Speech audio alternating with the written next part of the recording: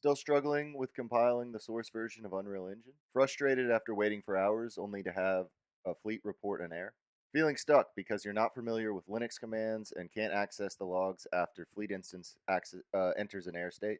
Used to working on a Mac but can't find the Linux or Linux ARM64 options in Unreal's build target list? We'll say goodbye to all that hassle. Today we proudly present the all-new Menu Toolkit.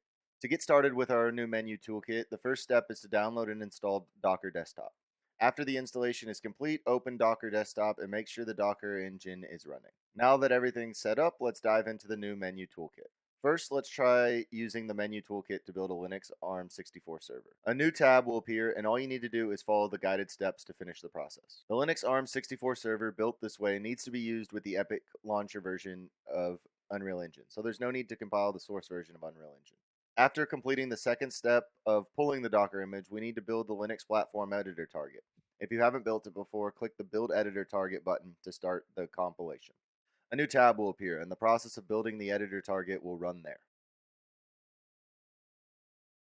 Since I've already built the editor target before, this step only takes about 6 seconds. Once you see the message target is up to date, you can close this tab and move on to the next step.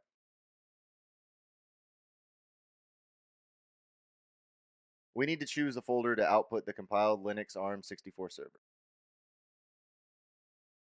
Once all the steps are complete, click Build Server to start compiling the server. A new tab will appear, and the task of compiling the server will run inside of it.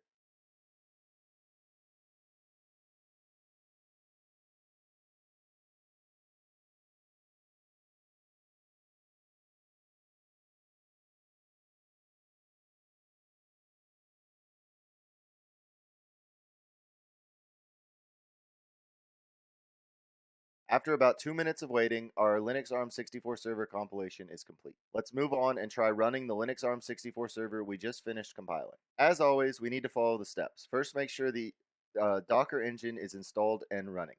And we'll be using the Epic launcher version of Unreal Engine to compile the client. After that, we need to select the folder containing the newly compiled Linux ARM64 server, as well as the server's executable file.